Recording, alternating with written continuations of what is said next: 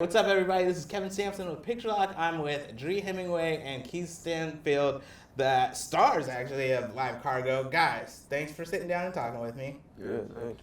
All right, Thank first you. question out the gate. If you were to be stuck in a turf war on an island, who's that one person that you would want with you? Oh, I don't know if I could handle anybody being there with me. Let's be real. Like, people get annoying after a while. Yeah.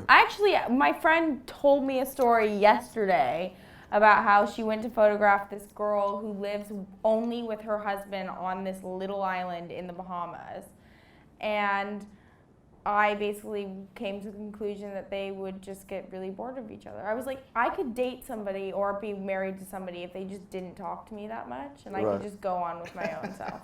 No, agreed. Agreed. Yeah. Right? Agreed. Okay, all right, cool. So, guys, in your own words, what is this film, and if you could just describe it to the audience? I'm so horrible at saying what this film is about. Yeah, it's vast, so it's kind of difficult to consolidate. There's just so much. There's so much going on. But what I will say is beautiful, and it's a beautiful film, and beautiful aesthetically, but beautiful as well as the content. In terms of the relationship that we have, and in terms of just humanity, it makes you question things and not take things so for granted. I know for me leaving the movie, I was just like, life is a precious thing, Yeah, I think that it's about all different relationships, like the island's relationship with the people, our relationship. It's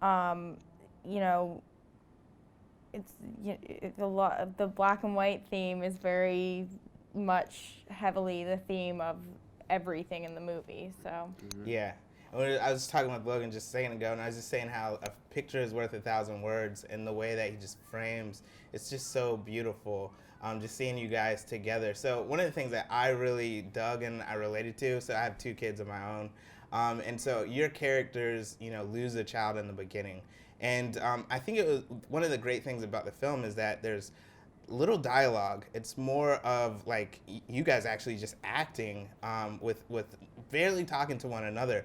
So could you just talk a little bit about that, because you're talking about how beautiful the film is, and I think so many times, sometimes in life we can't really express what we're feeling, but some kind of way, like the film just it translates on the screen. Right. Yeah, man. I think that's something that Logan is particularly good at, sort of bringing out and capturing, just real feels. Just what especially in relationships, there's so much more than what's said. You know what I mean? There's so much more going on between both of the individuals that they don't even are not even necessarily capable of communicating to each other, let alone anybody else. And I like that he uses our being and sort of our soul to translate that. And I really appreciate that about this film. Yeah, I think that there's a lot more emotion sometimes in not saying anything, and I think that this film really is an art form all on its own. Like, I feel like you could strip every single piece of the dialogue out of it, and you could still get the exact same message that you get. It's beautiful. It's haunting. I think that what was nice was there was an unspoken tension between Keith and my character, as well as everybody else, and I think that you can kind of see that intertwined. I personally love emotions that are expressed without words. Yeah. And hitting on that, geeking out for a second. So like part of it is like your character wants to make love again, right? But then it's like, no, like you're not ready for it. And then that scene in the club where you just like put your hair down. So I think your character, a lot of times your hair is up. That's when like you're trying to like be put together, right? But then when you put it down, it's just like, I can let loose. And that scene was just so beautiful. That was one of my favorite scenes to film. Spoiler, her hair goes down. Yeah, I didn't think that would be too bad of a spoiler.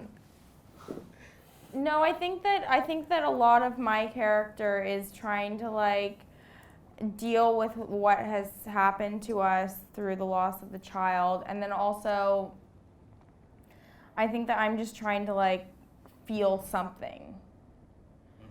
And that's what it's like. I'm like acting out like a teenager in some way. Like, okay, I'm gonna get drunk. I'm gonna be an asshole to my husband, or I'm like pushing to maybe have something come back towards me.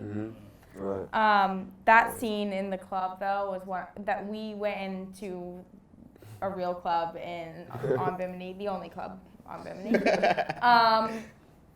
It was like dirt. You basically walk in through a house, but it's basically dirt inside. Yeah. And all those people were real. Mm-hmm. And it was kind of, I mean, I know people got a little freaked out. Some of the people were like, I don't know if we can do this, but it was the most freeing experience. It was good. Awesome. It was fun. Yeah. I think one of the things when I think about live cargo, as I said, I just saw it this morning, so I'm putting it together in my head. But one of the questions that came to my mind is, what's the cost of a life, right? For you guys, like losing a life, and then at the end, you know, it happens. But then also with the literal live cargo, was that something like intentional? I know with Logan and the writing, just kind of touching on live Trafficking? Trafficking, yeah.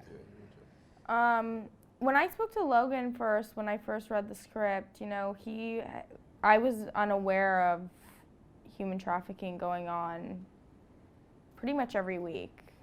I'm not exactly sure how much in numbers exactly, but I was a little shocked about that situation and the fact that we kind of brush over it.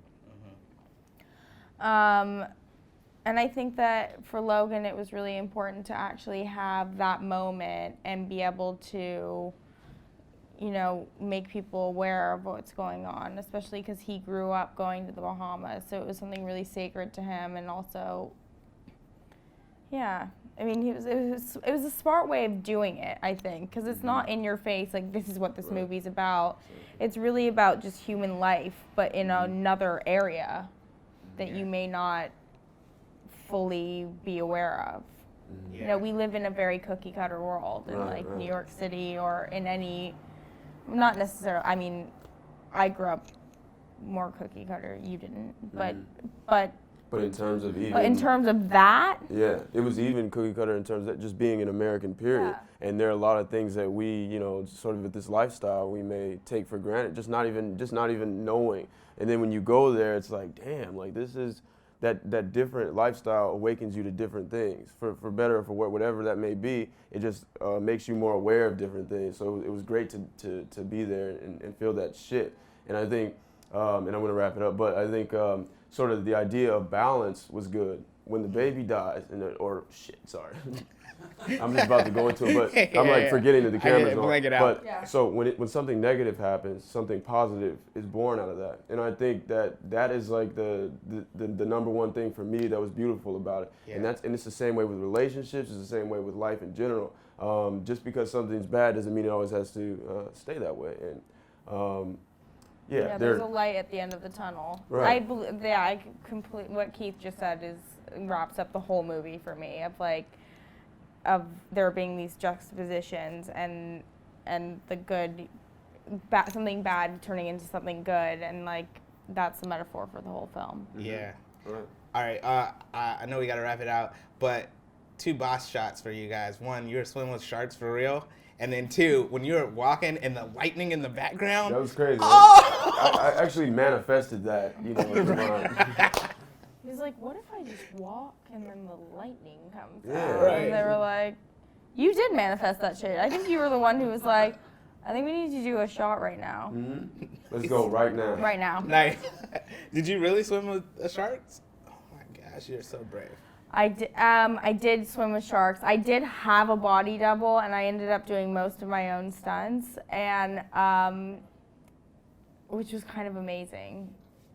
But I remember the first time a shark swam near me, I had a panic attack, and I was like, okay, I don't know, I think I'm done. And the underwater camera guy was like, no, you're facing this fear. And I was like, I like watching Shark Week on the television. Right. But I don't need to be involved with Shark Week.